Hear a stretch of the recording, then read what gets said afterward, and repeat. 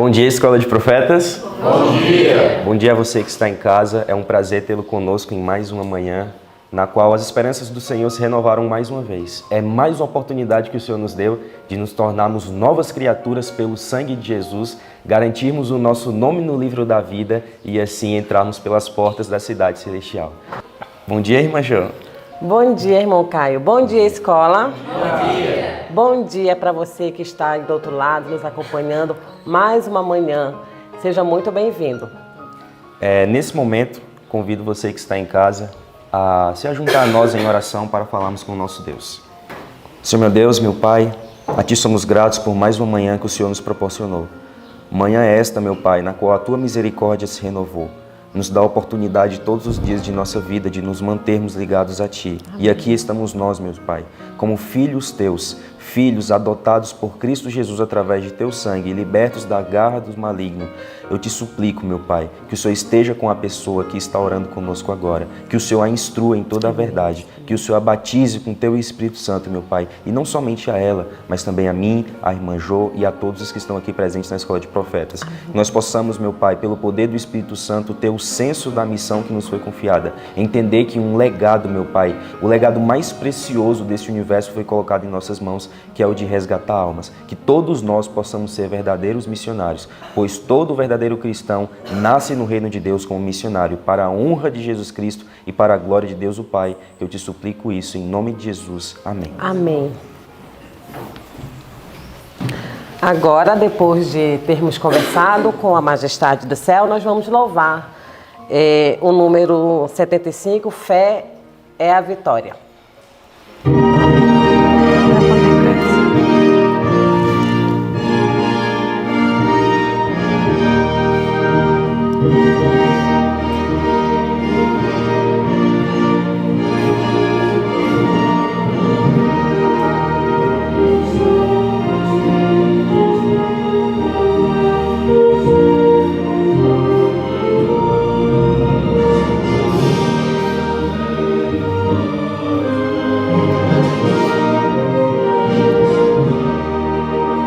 Soldados de Jesus, Senhor, cristãos, ó despertai, da noite já as trevas vêm, depressa batalhai, e contra os inimigos vis, saí a combater, a nossa fé vitória é, ao mundo irá vencer.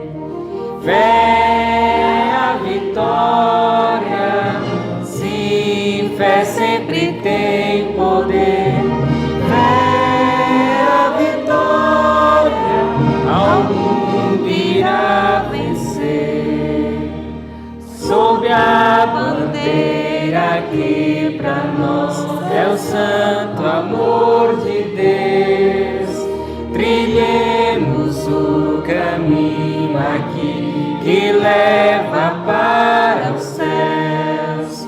Os santos crentes pela fé venceram Satanás. A nossa fé vitória é, e a todos traz a paz. Fé a vitória, sim, fé sempre tem poder. Fé a vitória, ao mundo irá vencer.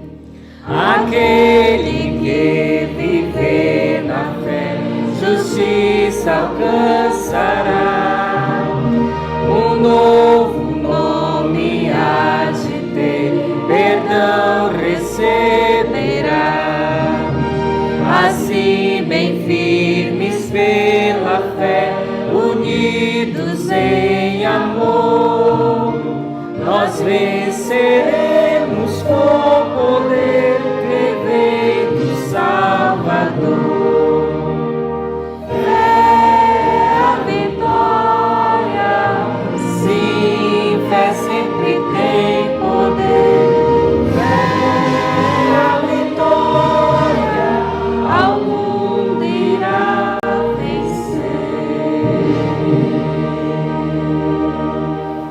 Amém, glória a Deus por mais um momento que tivemos de louvor, de render graças a Ele através deste hino. Nesse momento nós vamos ler e estudar o nosso verso da semana. Mas antes eu queria só dizer uma coisa para você. Ellen White, no livro O Grande Conflito, capítulo 37, ela diz que pessoa alguma, a não ser os que fortaleceram o espírito com a verdade da Escritura, poderá resistir no último grande conflito. Então que você possa valorizar este momento, que você pegue a palavra de Deus e de fato entesoure ela, guarde ela bem guardada no seu coração, as 7 chaves, para que você possa permanecer de pé nos últimos momentos da história dessa terra. Qual verso iremos memorizar, irmã Ju? Então, essa semana estamos entesourando João, capítulo 15, do verso 7 e 8. Então vamos começar no 3. 1, 2, 3. João 15, 7 e 8. Se vós estiverdes em mim, e as minhas palavras estiverem em vós, pedireis tudo o que quiserdes, e vos será feito. Nisto é glorificado meu Pai, que deis muitos frutos, e assim sereis meus discípulos. João 15, 7 e 8. João 15, 7 e 8. Se vós estiverdes em mim, e as minhas palavras estiverem em vós, pedireis tudo o que quiserdes, e vos será feito. Nisto é glorificado meu Pai, que deis muitos frutos, e assim sereis meus discípulos. João 15, 7 e 8. João 15, 7 e 8. Se vós estiverdes em mim, e as minhas palavras estiverem em vós, pedireis tudo o que quiserdes, e vos será feito. Nisto é glorificado meu Pai, que deis muitos frutos, e assim sereis meus discípulos. João 15, 7 e 8. Amém. Glória a Deus por esse momento. Nesse momento vamos ficar com o que, irmã Jô? Nós vamos agora estudar a palavra. Amém. Glória a Deus. Que Deus lhe abençoe. Muito bom dia para você que está aí do outro lado com o desejo de aprender da palavra de Deus. Que especial. Que bom é começarmos o dia e termos esse privilégio de abrir a Bíblia e ouvirmos a voz de Deus. Isso é bom demais e isso dá muita alegria ao nosso coração. Se tem algum problema aí apertando o teu coração, te angustiando, deixa ele de lado agora.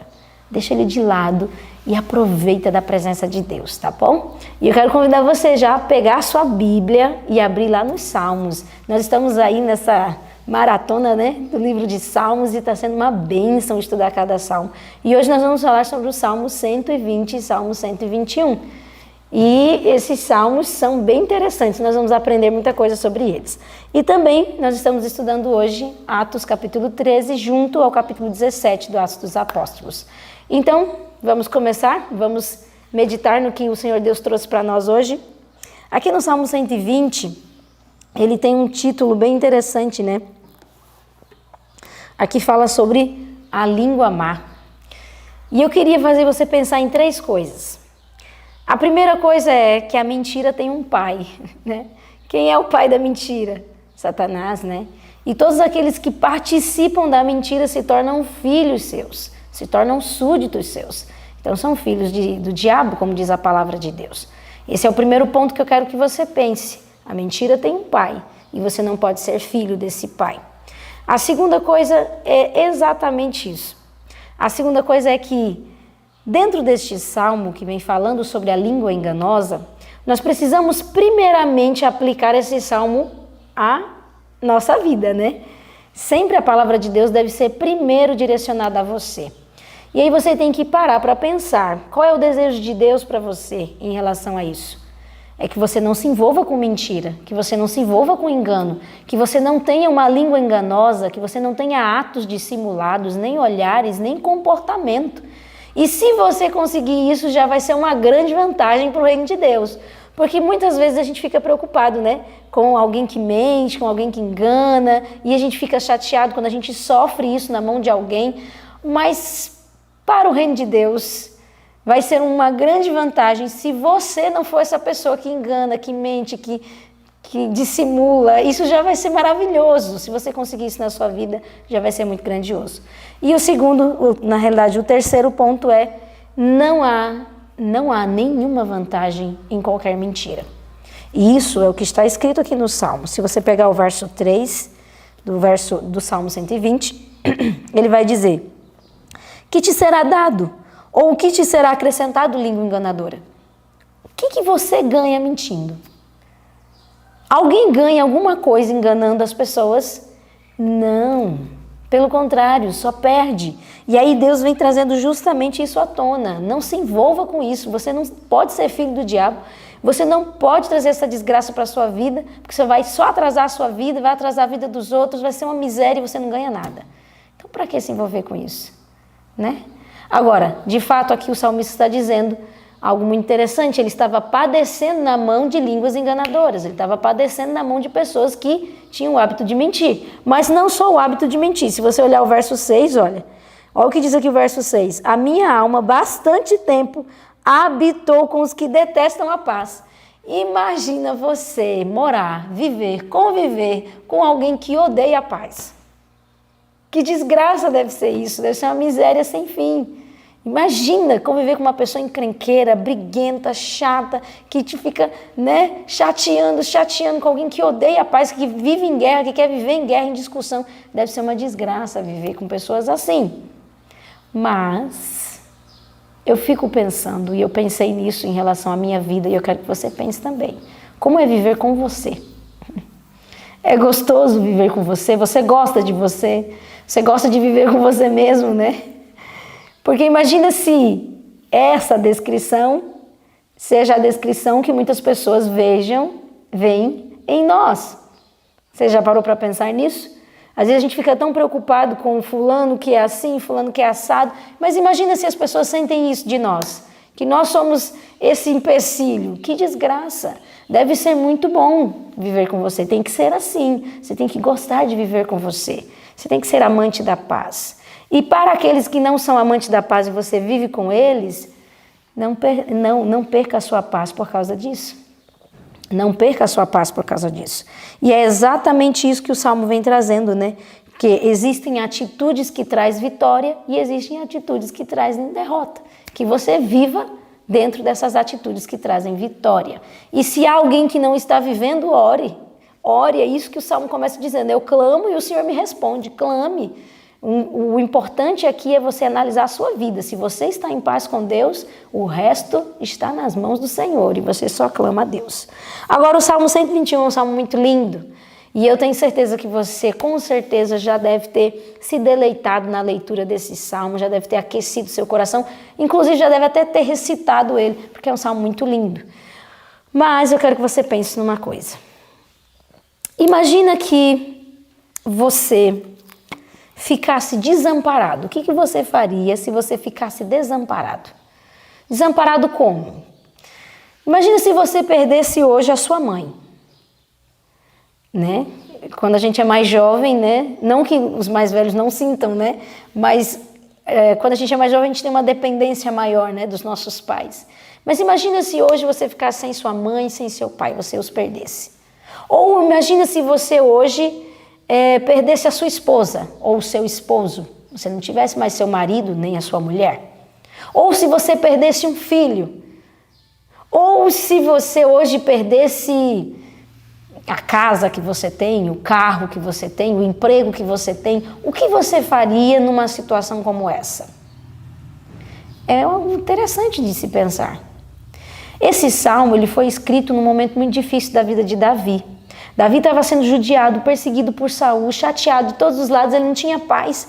E aí, nesse momento, ele perde Samuel. Samuel morre.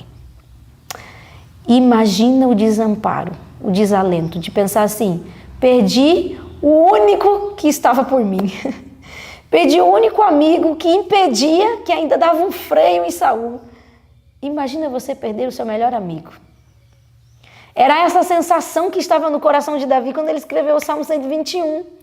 Uma sensação de, meu Deus, e agora? O que eu vou fazer? Perdi Samuel. E aí ele começa o Salmo dizendo Levantarei os meus olhos para os montes, de onde vem o meu socorro? O meu socorro vem do Senhor que fez o céu e a terra. Olha onde ele lançou a segurança dele. Ele disse, quer saber de uma, eu vou olhar para os montes. Porque é de lá que vem o meu socorro. O meu socorro vem do Senhor. Não é dos montes, é do Senhor que vem o meu socorro. E isso me fez lembrar muito da história de Moisés. Moisés foi chamado por Deus e quando ele foi chamado, ele sentiu aquela insegurança de não estar capacitado para o chamado e Deus deu Arão para Moisés, para ajudá-lo naquela caminhada, naquela jornada. E eles trilharam uma trajetória juntos, viveram experiências juntos, foi uma coisa extraordinária. Mas aí Deus faz Arão descansar.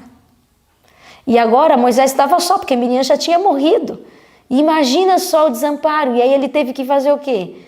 O Patriarcas e Profetas diz que agora, mais do que nunca, ele se apoiou em Jesus. E foi isso que aconteceu agora com Davi, né?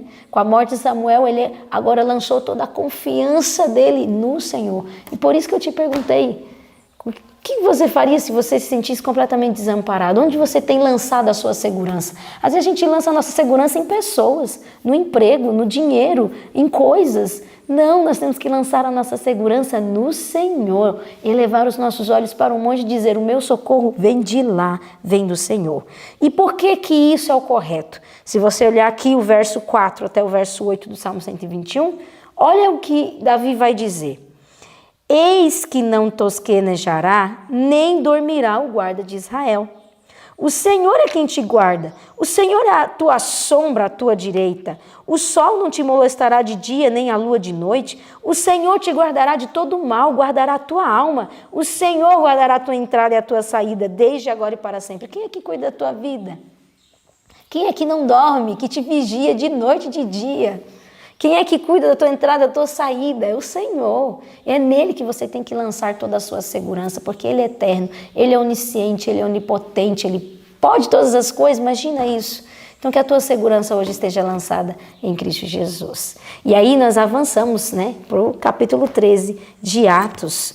E lá nós temos a continuação da história que nós estamos acompanhando aí da vida de Paulo e agora também da vida de Barnabé.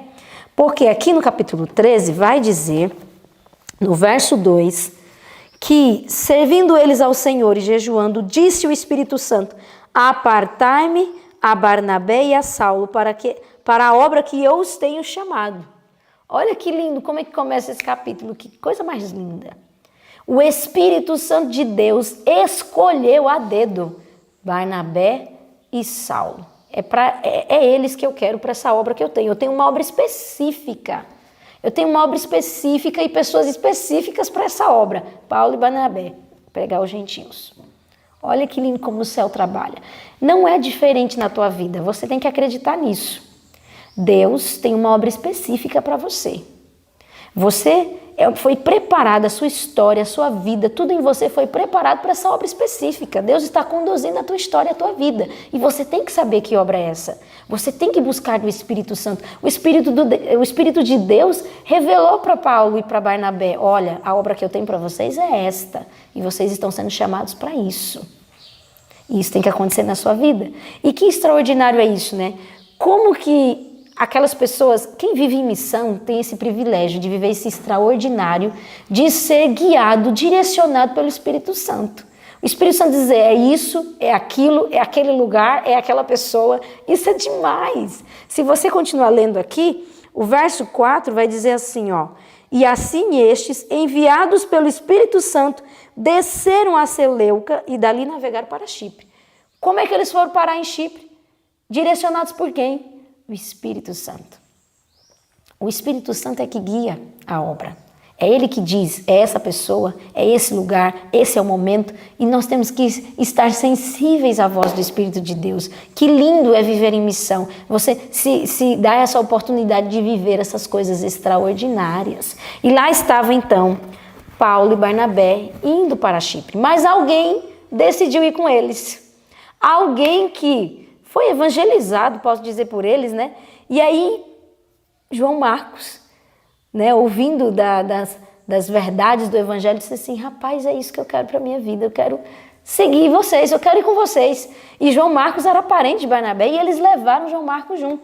E interessante porque a mãe de João Marcos era uma das convertidas, né? Recém-convertidas ao Evangelho.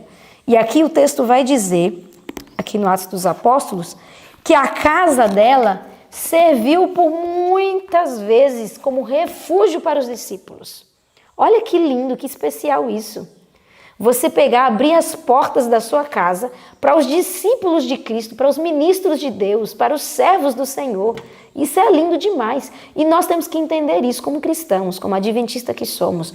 Tudo que temos, tudo que somos é para servir na obra de Deus. A sua casa é para servir a obra de Deus. O seu carro é para servir a obra de Deus. O seu emprego é para servir a obra de Deus. O seu dinheiro para a obra de Deus. Tudo é para a obra de Deus, é para beneficiar os servos de Deus. E olha que especial, nós somos mordomos de Cristo, tudo que somos, tudo que temos tem que ser usado para benefício da causa do Senhor. E o povo da igreja primitiva entendia isso muito bem. E aí nessas aberturas, né, de casa para os discípulos, foi que João Marcos decidiu ser um missionário. E lá estava ele viajando com Paulo e Barnabé para pregar o evangelho de Deus. E quando eles chegaram lá, em Salamina, eles encontraram, na realidade, eles começaram a pregar o evangelho, e o evangelho foi pregado com tanto poder, com tanta propriedade, que chegou a um governador. O nome desse governador está aqui no versinho, deixa eu ver aqui na minha Bíblia, o versinho 7, diz o seguinte: o qual estava o procônsul Sérgio Paulo, homem prudente. Ele ouviu falar das verdades que Paulo e Barnabé estavam pregando na cidade. E aí, olha só o que o verso continua dizendo. E chamando a si Barnabé e Saulo, procuravam muito ouvir a palavra de Deus. Quem foi que chamou Paulo e Barnabé? O governador Sérgio Paulo. Imagina isso. Como é o poder da palavra de Deus, né? Não tem esse negócio de classe social, não tem esse negócio de dinheiro, de pobreza, não tem nada. Quando a pessoa é tocada pelo Espírito de Deus, ela fala, eu quero, manda chamar, eu quero ouvir. E lá estava o governador querendo ouvir das verdades de Paulo e Barnabé. Só que nós sabemos que neste mundo ao qual nós vivemos, onde o grande conflito é ferrenho, Satanás não fica de braço cruzado vendo a gente pregar o evangelho e deixando as pessoas se decidir. A gente não pode esperar por isso. Isso é uma ilusão. A gente tem que esperar por quê? Pelos combates. Nós temos que esperar pelos conflitos. E lá estava o conflito iniciado. Porque quando Satanás viu que aquele homem se interessou, ele levantou um instrumento dele para atrapalhar a obra. Se você olhar aqui o verso 6. E havendo atravessado a ilha até Pafos, acharam um certo judeu mágico. Olha que interessante. Um judeu mágico. Olha o absurdo. Olha onde uma pessoa pode chegar quando se afasta da verdade de Deus. Um judeu mágico. Nós temos aqui clareza a respeito disso, e os judeus também tinham na época as instruções de Deus contra a feitiçaria, contra qualquer outra coisa que não viesse do Senhor. Mas aqui, um judeu mágico, falso profeta chamado Bar Jesus. O que ele estava fazendo? Verso 8. Mas resistia-lhes Elimas, o encantador, porque assim se interpreta o seu nome, procurando apartar da fé o procônsul. Imagina isso, ele estava atrapalhando, tentando iludir Sérgio Paulo, né, para que ele não ouvisse a palavra de Deus, instigando, fazendo Sérgio Paulo pensar que os milagres que Paulo e Barnabé estavam fazendo na cidade era apenas uma ilusão, não era nada assim vindo da parte de Deus, que ele, como mágico, também conseguia. Pensa numa miséria sem fim. E o texto aqui de Atos dos Apóstolos vai dizer, aqui no parágrafo que começa, não é sem luta. Olha, presta atenção nisso daqui, porque isso é muito real e nós vivemos isso. Toda vez que a gente abre a palavra de Deus, toda vez que a gente evangeliza alguém, é exatamente esse conflito que se levanta. Não é sem luta que Satanás permite ser o reino de Deus estabelecido na terra. Não é sem luta. Se você quer pregar o evangelho, se você quer evangelizar pessoas, espere lutas, espere combates, porque é isso que vai acontecer. As forças do mal estão empenhadas em incessante luta. incessante luta contra os instrumentos indicados para disseminar o evangelho. E esses poderes das trevas são especialmente ativos quando a verdade é proclamada diante de homens de reputação e genuína integridade. Olha isso daqui. Quando uma pessoa é piedosa, quando uma pessoa tem condição, assim, capacidade, porque nós vimos aqui que Sérgio Paulo, ele era prudente, inteligente, ele tinha qualificações excelentes para o reino de Deus. Quando o evangelho é para ser pregado para esse tipo de gente, aí é que Satanás se torna mais ativo. Por quê? Porque essas pessoas serão uma grande bênção. Quando você vê o diabo atormentando muito uma pessoa, prendendo muito uma pessoa, pode ter certeza, ali está escondido, está velada uma bênção muito grande para o evangelho. Porque Satanás está amarrando, prendendo, que ele fala, não, se esse aqui for, ele vai me dar muito trabalho. É nesses que a gente tem que investir, porque a luta é grande, mas a vitória é certa pela graça de Deus. E assim foi quando Sérgio Paulo, o procônsul de Chipre, estava ouvindo a mensagem do evangelho. O procônsul tinha solicitado a presença dos apóstolos para ser instruído na mensagem que possuíam. E agora as forças do mal, operando por intermédio de Elimas, o encantador, procuravam com malignas sugestões desviá-lo da fé e assim impedir o propósito de Deus. Só que Paulo toma uma posição. E a posição de Paulo é extraordinária. E eu fiquei pedindo, Senhor, me treina para ser assim. Me torna assim pela graça do Senhor. Se você olhar aqui o verso 9, olha só o que foi que Paulo fez. Todavia, Saulo, que também se chama Paulo, cheio do Espírito Santo, como é que é? Cheio do quê? Do Espírito Santo. Isso faz toda a diferença, meu amigo. Isso faz toda a diferença. Cheio do Espírito Santo e fixando os olhos nele, gente, sem medo nenhum. Paulo não estava com medo nenhum. Cheio do Espírito Santo, olhou bem nos olhos dele e disse o seguinte, olha só. Disse, ó filho do diabo, cheio de todo engano, de toda malícia, inimigo de toda a justiça, não cessarás de perturbar os retos caminhos do Senhor. Gente, que poderoso. Que poderoso isso aqui, que coragem. Que coragem. Ele olhou nos olhos do homem e disse, filho do diabo. Senhor Deus, a santa ousadia de Paulo. E verso 11, eis aí, pois agora contra ti a mão do Senhor, e ficarás cego sem ver o sol por algum tempo. E no mesmo instante a escuridão e as trevas caíram sobre ele, e andando à roda buscava quem o guiasse pela mão. Gente, olha que interessante. Algumas pessoas têm uma ideia muito errada a respeito de bons cristãos. Paulo era um excelente cristão. Mas cheio do Espírito Santo, o que ele fez com Bar Jesus, com Elimas? Filho do diabo. Você agora vai ficar cego. Por que ele agiu assim? Ele estava sendo mau, cruel? É isso que Paulo estava sendo? Não, ele estava cheio do Espírito de Deus. Ele estava agindo por ação de Deus ali. Por que ele estava agindo daquele jeito? Porque aquele homem estava atrapalhando, estava travando a obra de Deus. E isso não poderia acontecer. Paulo teve que tomar uma decisão, embora severa. Mas a obra de Deus estava em jogo. E quando a obra de Deus está em jogo, a gente tem que tomar uma posição. E ele, cheio do Espírito Santo, tomou essa posição. E o que aconteceu com aquele mago? Começou a tatear. Imagina isso, gente. Imagina isso. Eu fico imaginando como é que foi ver isso. Aquele homem atrapalhando, Paulo tentando pregar e ele... aquela coisa toda, aquele conflito, e Paulo olha para ele, você vai ficar cego agora. E aquele homem de repente começa assim, ó, imagina isso na cabeça daquele governador. Que extraordinário isso. E ó, o texto aqui do Atos dos Apóstolos vai dizer que ele já era cego, tá? Olha, Deus, ele tem uma visão diferente. Aquele homem diante do céu, ele já era cego. A cegueira física foi só o resultado da cegueira espiritual. Ah, você é cego? Agora você vai ficar cego mesmo de tudo. Porque o texto aqui vai dizer que ele tinha cerrado os olhos para as evidências do evangelho. Ele tinha fechado os próprios olhos. E agora, como resultado, Paulo disse, você está sendo cego, então você vai ser cego. Você não quer ser cego? Vai ficar cego agora. Imagina isso, a seriedade disso.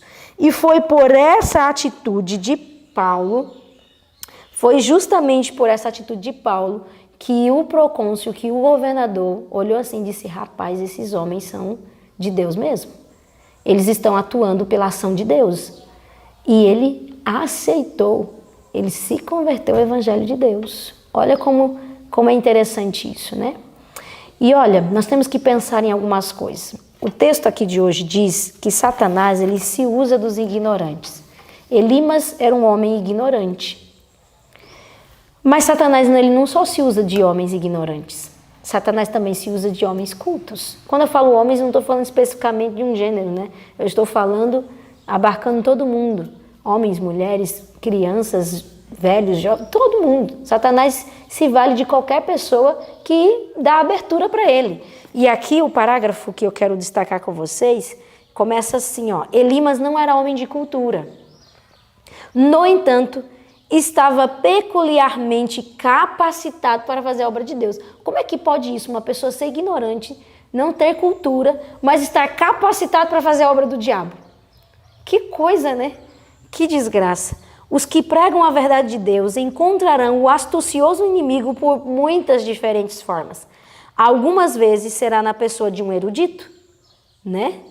Mas, na maioria delas, por intermédio de homens ignorantes, a quem Satanás treinou. Satanás treina pessoas? Sim, Satanás treina pessoas. Satanás treinou para se tornarem eficientes instrumentos para enganar as pessoas.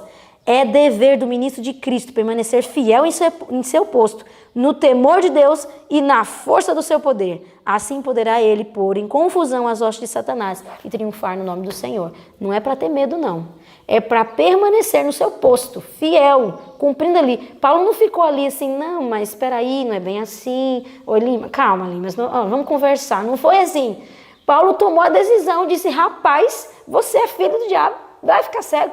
E aí o resultado foi conversão para a obra de Deus. Que maravilhoso é pensarmos nisso. Que o Senhor Deus nos ajude a permanecermos no nosso posto fiel como Paulo permaneceu. Agora, Paulo não permaneceu ali, ele continuou em viagem, pregando o evangelho, indo em diversas cidades. Só que pregar o evangelho não é fácil. Nós já estamos vendo aqui nessa história, né?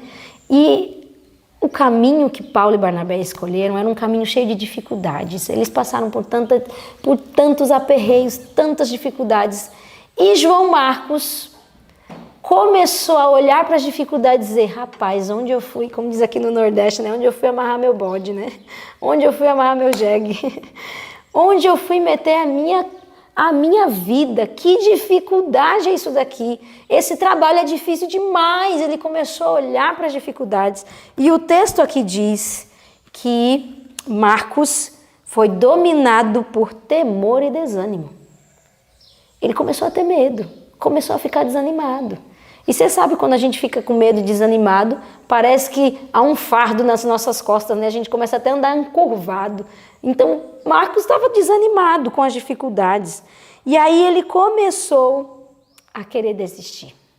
Quando a gente olha para as dificuldades, quando a gente fica meditando demais nos empecilhos, a gente começa a ficar desanimado e a gente quer desistir. Não olha para as dificuldades. As dificuldades estão ali para serem vencidas. Mas Marcos começou a fazer isso. E o texto vai dizer que ele era pouco habituado a sacrifícios. Olha, que miséria é você ser poupado. Que miséria é você ser poupado na sua vida. Você cresce, passa a sua infância, a sua adolescência sendo poupado pelos seus pais. E aí depois, quando a vida real está ali para ser enfrentada, você não tem força para aquilo, porque não está habituado a sofrer, não está habituado a lidar com dificuldades. Marcos não estava habituado a sacrifícios. Foi poupado na vida dele. E aí, nesse momento, diz que ele não suportou as dificuldades como um bom soldado. E ele estava tão intimidado, perdeu o ânimo, que ele recusou prosseguir com Paulo e Barnabé. Recusou. Voltou para trás, voltou para Jerusalém, voltou para a casa da mamãe. Olha que sério é isso, muito sério isso. Mas a gente sabe já o final da história de Marcos, eu creio que você já deva ter lido sobre isso. Ele volta, né? Depois de um bom tempo ele retorna e ele finaliza a vida dele consagrado a Deus. Mas eu fico pensando quanta coisa ele não perdeu ao retornar para casa, né? Quanta coisa ele perdeu no tempo que decidiu regredir. Que sério é isso, né? Que decisão tão séria. E isso é muito importante de nós pensarmos. Agora, para a gente finalizar nosso estudo de hoje, diz que Paulo e Barnabé avançam para Antioquia e eles pregam ali com muito poder, com muita clareza, eles pregam aos judeus, né? Eles vão às sinagogas, pregam o evangelho, porque eles começavam a obra assim, eles chegavam na cidade, iam nas sinagogas, evangelizavam os judeus. Só que, nesse momento, os judeus, os gentios ouviram aquilo e ficaram assim muito tocados. Alguns judeus se converteram, os gentios estavam assim cheios, né? Nossa, que negócio lindo. E quando foi no próximo sábado, a cidade inteira estava lá querendo ouvir Paulo e Barnabé. Porém, os judeus ficaram enciumados, cheios de invejas, e eles não queriam saber daquela obra que Paulo e Barnabé estavam realizando. E aí foi neste momento que Paulo e Barnabé tomaram uma posição muito séria. E nós vamos ver aqui no verso 46 e 47. Olha aí. Mas Paulo e Barnabé, usando de ousadia, disseram: era mister que a vós se vos pregasse primeiro a palavra de Deus, falando aos judeus. Mas visto que a rejeitais e não vos julgais dignos da vida eterna, eis que nos voltamos para os gentios, porque o Senhor assim nos mandou. Eu te pus para a luz dos gentios, a fim de que sejas para a salvação, até os confins da terra. E os gentios, ouvindo isso, se alegraram. Imagina isso, os judeus não queriam saber, criavam oposição, eram chatos, se atrapalhavam. E aí Paulo falou assim, olha, era necessário que pregasse primeiro a vocês, mas já que vocês estão rejeitando, eu vou cumprir o que Deus falou para mim. Deus falou para mim que eu vou aos gentios. Paulo não estava aqui se recusando a pregar aos judeus, porque você vai ver na trajetória dele que ele diversas vezes vai estar ali em comunicação com os judeus, e era sempre o desejo dele salvar os judeus. Mas com essa rejeição ele entendeu, eu tenho que cumprir a minha obra no meio dos gentios. Mas ele também pregava a judeus, mas o foco principal de sua obra era no meio dos gentios. E Paulo cumpriu essa obra de maneira muito honrosa para a glória de Deus. Agora, o que fica no nosso coração dessa história toda? Então, o que fica no nosso coração dessa história toda que eu quero que você grave dentro de você? Em toda oposição que você tiver para pregar o evangelho, só há um jeito de ser resolvido. Continue trabalhando. Continue pregando. Continue indo. Você vai ver na vida dos pioneiros ali da igreja primitiva, né, que o chamado ia se tornando mais forte e mais claro à medida que eles iam trabalhando.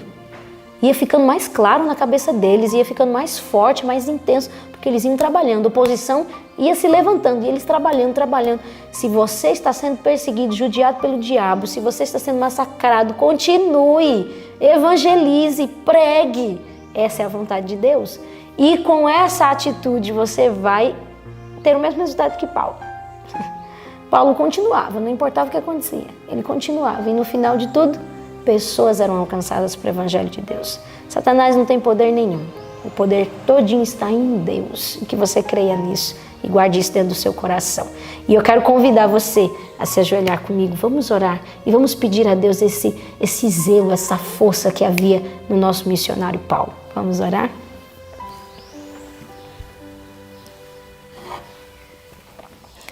Querido Deus e nosso Pai, nos perdoa, Senhor, porque diversas vezes fizemos como João Marcos. Olhamos para as dificuldades e nos desanimamos e não confiamos no Senhor.